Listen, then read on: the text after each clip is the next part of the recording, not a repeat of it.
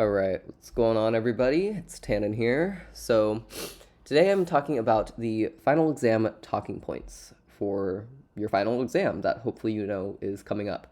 I'll quickly note that I'm a little sick, a little congested, and a bit of a sore throat, so I am going to try to do this quickly, and I might not explain everything super in depth because, again, my throat hurts. Also, I'm only going to record this once, so if I like stutter or mess up, then I'm sorry, but I just don't have it in me to do it again. So, first of all, what even are the talking points and like what are they for, right? The talking points are really there to like be a teaser for the final exam questions. So, by mixing and matching the talking points, you can kind of craft questions that might come up on the final exam. So, for example, I give you a couple questions here. So, I say, explore the dangers of letting generative AI models shape our originality and expression. Or, do you believe that communication and linguistics are essential to being human? Explain. So, yeah, by kind of, like I said, mixing and matching these, you can get a sense of what questions might come up, and that will help you feel more prepared when you actually get the questions. Yeah. Before I get into the talking points, I'm also gonna I should explain. I'm gonna show you guys quotes that I found from both readings for each of the talking points. So there's 9 talking points, so I have 18 quotes for you. Actually, 17 because I couldn't find one, which we'll get into in a sec. But that will help you in case, say, one of the talking points say is humanness, and you have a quote from Ali, but you can't really find a quote from Samuel's piece. Well, then maybe you can come to this video and look through these and try to find one. But again, not all of these quotes might work just depending on the questions, but these are just the ones I found just giving the talking points. And before I get into those, I really want to mention that I definitely noticed, and hopefully you did too, that all of these talking points, I would say, heavily lean towards Samuel's piece, being really about AI and the idea of like what it means to be human, right? Because that's kind of what the semester's theme was really about. Ali's piece focuses on like language as a shared experience, or like how experience is a language, which ties in with being human. But for most of his quotes, it's going to require a lot more context, I would say. So it's likely that it's likely that many of the questions you'll get will require a bit of summarizing / paraphrasing when using a quote from Ali. That is, you may have to explain what happens in the TED Talk before, during, and or after your quote. It will also require a critical analysis of the quote in order for it to support your ideas. So basically for his quotes, especially because the reader of your essay, remember, we're assuming that when we turn in our essay, the reader has not watched the TED Talk, you will need to fill in all of the gaps. So you cannot assume they know anything that your quote is referencing. So you want to spell it out. I mention this because, at least in my opinion, Ali's piece really is hard to understand in its bits. It's hard to take a quote from that and understand it alone without the context of the whole TED Talk. So I would even maybe just summarize the TED Talk and then put my quote in. That way you make sure that your reader knows what you're referencing. So we can't have any assumptions. Remember, when we're writing these sorts of essays, we have to assume that we're just handing it off to somebody who's never seen this TED Talk, has never read Samuel's piece, and we have to explain our entire thought process, right? Why does that quote work for the argument that we're making, right? And another bit of advice, if I were you, I would make sure the question that I pick, because remember, you'll have 3 options, is easy enough to find quotes and use quotes from both authors. So if there were, even this quote this question I came up with, explore the dangers of letting generative AI models shape our originality and expression. Where in Ali's piece does he really talk about generative AI? Nowhere, right? So that would be a pretty tough one, even though it talks about both of them, or it uses 2 talking points, and one is originality and expression. It would be pretty hard to use a quote from Ali. You would have to do a lot of finessing to make that quote work for you, or make one of his quotes work for you. So I would just make it way easier by just choosing the best question. And if there's a question that mentions communication, maybe mentions community exclusion, mentions humanness, especially if it mentions linguistics, I'd probably choose that question because it's going to be a lot easier for you to find evidence. So yeah. So now we'll get into the actual talking points. I'm going to skip some of these. Obviously, they're here for you if you want to read them. But just for the sake of time, and again, because my throat hurts, I'm going to skip mostly Samuel's quotes because they're pretty, I would say, explicit or self-explanatory in how they relate to the talking point, right? For some of Ali's quotes, though, for most of them, I'm going to go over them to explain how that relates, in my opinion, to the talking point. So this one I'm going to skip because you can read that, and in my opinion, I think, like, basically this summarizes it. We kind of traded, in this quote, he's saying that we kind of traded memory for a different type of skill, like a tech skill or a tech intelligence, you could say. You could also make the idea that, like, or the idea that, like, when, like, what's it called? The internet came out, right? We traded the Dewey Decimal System for internet literacy, right? That's an example that I just came up with, but we kind of trade intelligences sometimes. For Ali's piece, he says, why is it that the most spoken about language in the world is the one we have the toughest time speaking or expressing?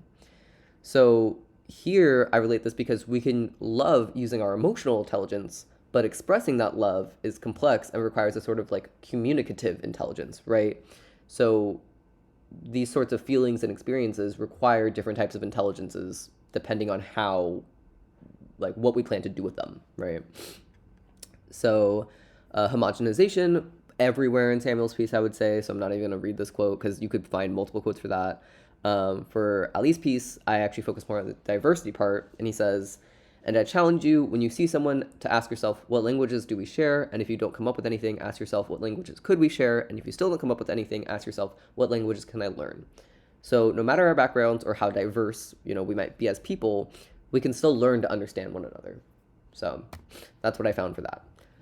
Range of experience. Honestly, I don't really know where they're going with this point. Don't really know what that means. Reading, writing, watching, etc.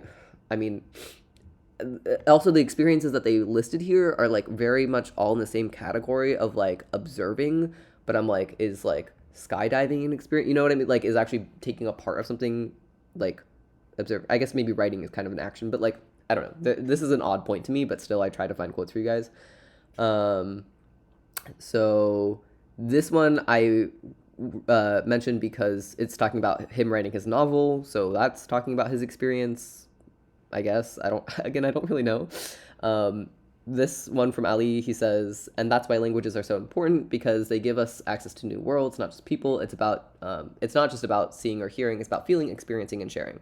So this makes more sense to me for Ali's, because again, his whole kind of argument is that language is an experience, or experiences become their own language, right? Community exclusion. This quote is just talking about how ChatGPT, like, the community that it actually like reinforces is a Western community or a Western perspective, right? And it excludes a certain type of people, aka like poorer countries, or I would imagine like indigenous communities. Like, there's a bunch of people that ChatGPT doesn't have enough data from, or that much data from, and so it's gonna exclude them, right? Ali here, he says, because I believe that language of being the minority is one of the most important languages you can ever speak in your life, because how you feel in that position of compromise will directly determine how you act in that position of power. So this one I found really interesting because it's mostly talking about exclusion, but it's the idea that being excluded can actually be a positive thing. You could also definitely find quotes for community for Ali, because, his whole idea is that, like, we've all spoken a similar language. We've all spoken the same language at some point, right? The language of love, the language of dropping our phone on our face, whatever. Humanness, again, there's a few for Samuel, so you can just read this one if you want. That's the one I found. Ali, he says, most of the broken hearts I know are walking without it, started to doubt it, or lost without it. Most of the shadows in the dark have forgotten about it. Everybody in the world would be tripping without it. Every boy and every girl would be dead without it, struggle without it, nothing without it. So I chose this one for Ali because I feel like there's something human about just knowing what it is without it even having been said.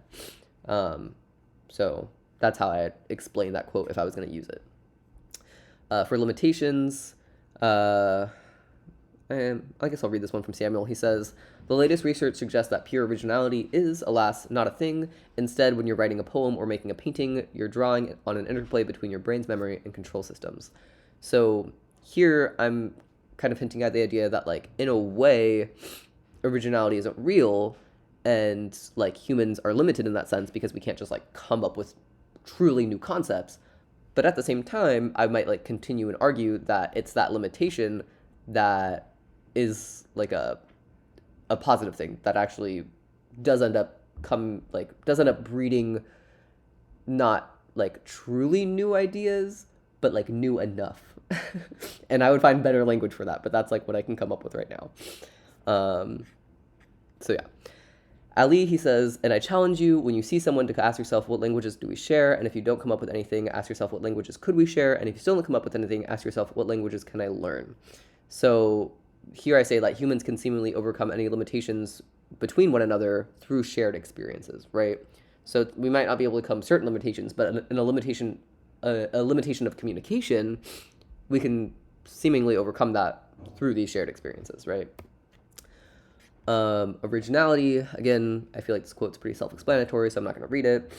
For Ali, he says, no matter how many books, how many seminars, how many life coaching sessions we go through it, we just can't seem to get, we just can't seem to get enough of it.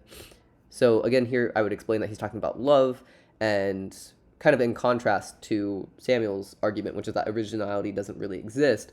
Here, I would actually say that though love has been interpreted endless ways, there are endless more ways, like original ways that we can express feelings or experiences like love. So yeah, generative. Again, I'm not going to read this because there's a few from Samuel that you could pull from, and then this is 17 quotes, because where did I find anything mentoring generative in Ali's piece? Nowhere. So if that's mentioned, if this is one of the talking points and there's two like in the question, hopefully the other one is something about communication, so you could use Ali's like quotes, because good luck finding anything regarding generative AI models in his work. Linguistics, I'll just read both because this is the last point. Samuel says, it's not like the language we see deterministically limits the thoughts we're able to think or the people we're able to be, but language does shape how we think and by extension the lives we dare to imagine for ourselves. So this quote's talking about how language kind of shapes how we think and like the extent of our imagination, perhaps, I don't know. And Ali, he says, and that's why languages are so important, because they give us access to new worlds, not just people.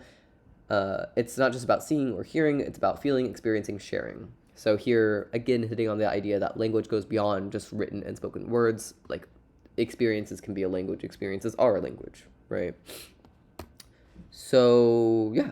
If I were you, I might do some of this mixing and matching of these talking points on my own, like I did in the beginning, to come up with a few more mock questions. You don't have to answer these questions. I mean, you could do that if you wanted to, but I think just by putting yourself in the shoes of the examiners and really trying to get a feeling for the sorts of questions they might come up with, you'll feel so much more confident going into the exam and less jaded by the questions that you're given. And last note is, remember, Professor and I cannot help you regarding the content of the exam whatsoever. So obviously, if you're asking where do I turn the exam in, or what file format should I turn it in, or whatever, that's fine. Of course, we can answer those sorts of questions. But anything regarding once the exam's been posted, regarding the readings, if you're asking me how to interpret a reading, if you're asking what quote I might use, if you're asking me to check out a paragraph or whatever, I can't answer any of that stuff. So ask us any questions you have about the readings before the test is available. And yes, good luck. That's it. You guys can do this. You got this. You're the good class. Solinger has another class that is maybe struggling more, but I'm not in that one. So I'm with you guys, and I know you can do this. So yeah, I will see you soon. Bye for now.